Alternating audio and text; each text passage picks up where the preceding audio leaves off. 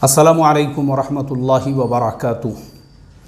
मोहतरम भाइयों, बुज़ुर्गों, दोस्तों, अफ़गानिस्तान के ऊपर तालिबान का कब्ज़ा हो चुका है। उनकी हुकूमत वहाँ पे कायम हो चुकी है। तालिबान के बारे में बहुत सारे न्यूज़ चैनल्स दुनिया के बहुत सारे मुल्कों से वो गलत ख़बरें दिखा रहे हैं, पब्लिक को मिसगाइड कर रहे हैं। तो चूँकि मेरी एक आदत है कि जहाँ पे भी लोगों को मिसगाइड किया जाता है तो मैं अपना ये फ़रीज़ा समझता हूँ कि वहाँ पे दूध का दूध करूँ और पानी का पानी करूँ, क्योंकि मैं तालिबान का कोई प्रवक्ता नहीं हूँ, ना ही मैं उनका समर्थक हूँ।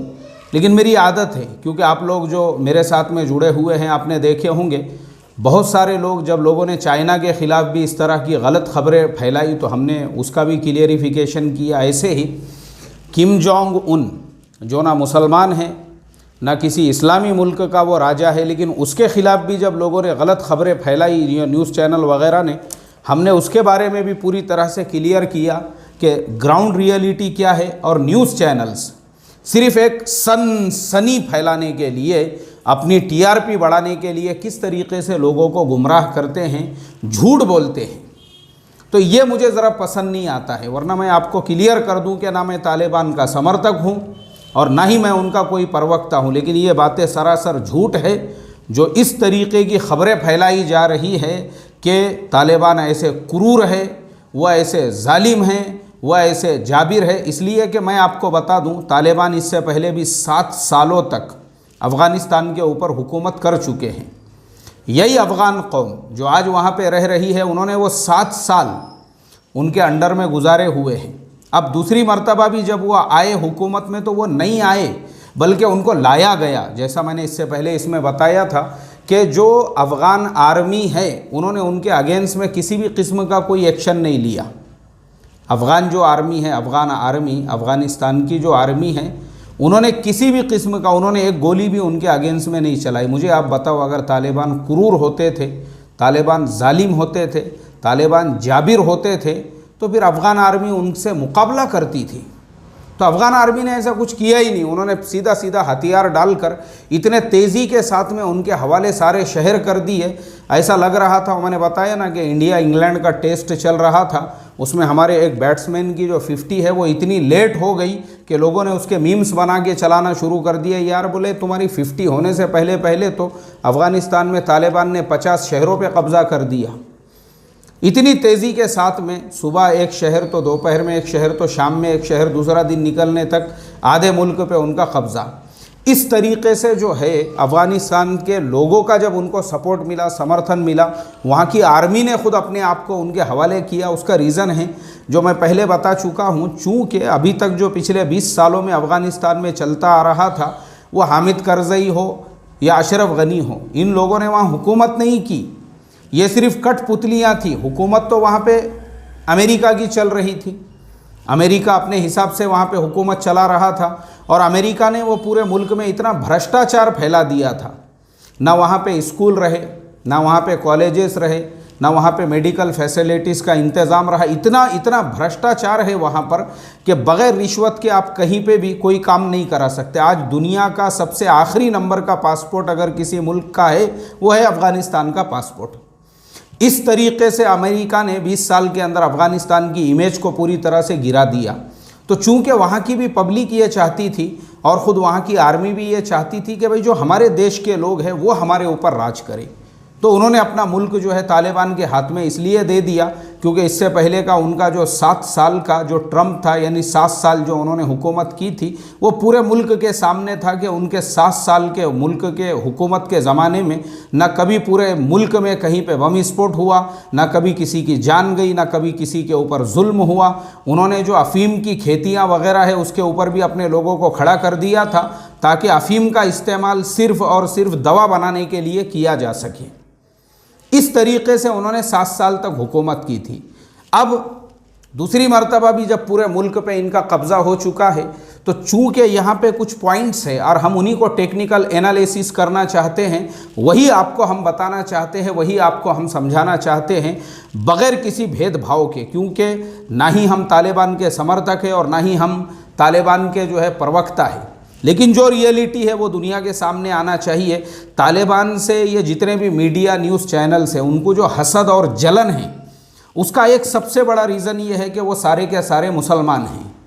और एक मुसलमान जो ग्रुप था या जो एक जमात थी, उन्होंने एक मुल्क के ऊपर कंट्रोल कैसे कर लिया, कब्ज़ा कैसे कर लिया, वो इतने ताकतवर कैसे बन गए।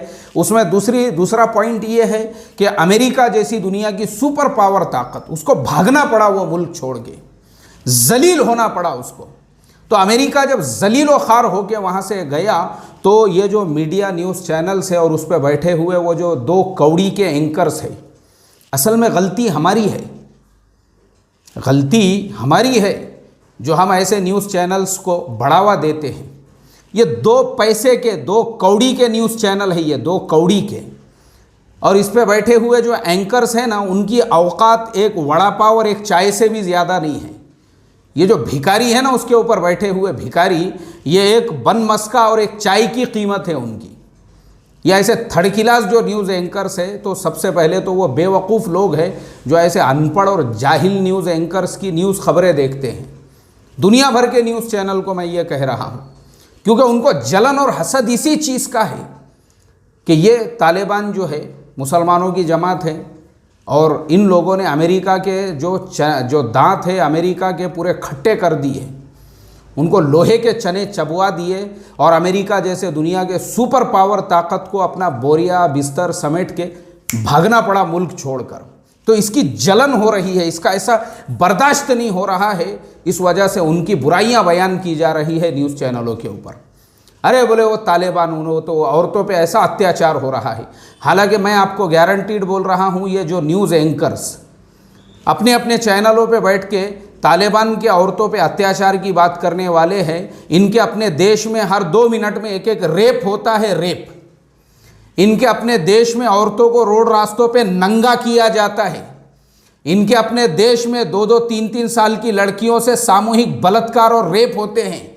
इनमें कुछ तो ऐसे हैं जिनके अपने देश के अंदर चलती बसों में लड़कियों से रेप करके उनके प्राइवेट पार्ट्स के अंदर सलिए घुसेड़ दिए जाते हैं। इनके अपने देश के अंदर रेप करके लड़कियों को जिंदा जला दिया जाता है। कुछ न्यूज़ एंकर्स ऐसे भी है, कुछ मुल्कों के ऐसे भी है, लेकिन गलती हमारी है। हम ऐसे न्यूज़ एंकर्स की खबरों को बढ़ावा देते हैं। हमको लगता है कि भाई फलाने चैनल 2 कौड़ी के चैनल है, वो 2 कौड़ी के। देखो एक बात याद रखो, और मेरी आदत है ये इस तरह की जो अफवाहें या गलत खबरें फैलाने वाले भी होते हैं। जैसे अभी मेरे बारे में भी बहुत सारे यूट्यूब के ऊपर जो निगेटिव लोग वीडियो वगैरह डाल के फिर मुझे कोई कहता है ना, मौलाना आपके बारे में फुलाने ने ये कहा, और फुलाने जो फेफसे ने आपके बारे में ये कहा, और वजड़ी की सूरत वाले ने वो कहा। मैं कहता हूँ भाई मेरे को पहले तो सुनाओ मत, क्योंकि मेरे नज़दीक ऐसे कुत्तों की कीमत 2 रुपये भी नहीं है। 2 रुपये ऐसे भिखारियों की कीमत, या ऐसे 2 कौड़ी के लोग जिनकी जोरू है, जिनकी औरतें कमाने के लिए, जॉब करने के लिए जाती है, और ये भड़वे और दयूस औरत की भाड़ खाने वाले भाड़खऊ अपने घरों पे बैठ के उसकी कमाई खाकर हमारे ऊपर कमेंट करते हैं। मुफ्ती अकबर हाशमी ने ऐसा किए, मुफ्ती अकबर हाशमी ने वैसा किए। हमारे बारे में कमेंट करने वाले या हमारे बारे में वीडियो बनाने वाले ये जो 2 कौड़ी के फेफसे, वजड़ी की सूरत के और ये जो छितड़े की सूरत के लोग हैं ना, ऐसों का तस्करा भी करना मैं जो है मुनासिब, मुझे मालूम है इनकी कीमत। तो मैं इसीलिए, यानी इतने जो मेरे वीडियोस वगैरह रोज़ाना 4-5 जो डालता हूँ, वो इसीलिए क्योंकि मैं मेंटली जो है ना ऐसे थर्ड क्लास और ऐसे लोगों को नज़रअंदाज करने का, जिनकी औकात जो है वड़ा पाव और एक चाय और एक बन मस्का और एक चाय के बराबर भी नहीं है, उतने में जो अपना ज़मीर अपना ईमान बेचने को तैयार हो जाते, ऐसे वजड़ी और बट कलेजी की सूरत के जो फेफसे के जैसे जो है ना बोके। तो इसके लिए ये मेरी आदत है, मैं आपको इसलिए बता रहा हूँ, मैंने मेरा एग्जाम्पल बीच में इसलिए घुसेड़ दिया क्योंकि मैं इतना जो मेंटली पूरी तरह से पीसफुल होकर हर टॉपिक पे जो वीडियोस बनाता हूँ, क्योंकि मैं अपने ब्रेन को मुंतशिर नहीं होने देता। कुछ चीज नहीं, ये जितने कुत्ते हैं भौंकने वाले, भौंको रे भौंको, मेरा तो एक ही स्लोगन है, भौंको।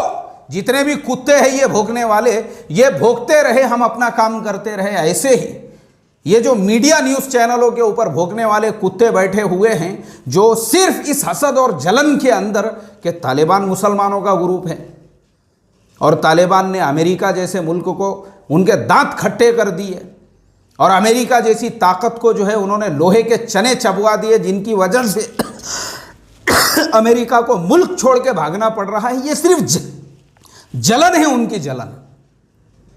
इसलिए तालिबान के वहाँ पे औरतों पे ऐसा जुल्म, उन पे वैसा जुल्म। अरे उससे ज़्यादा जुल्म तुम्हारे अपने मुल्कों में, तुम्हारे अपने देशों में है।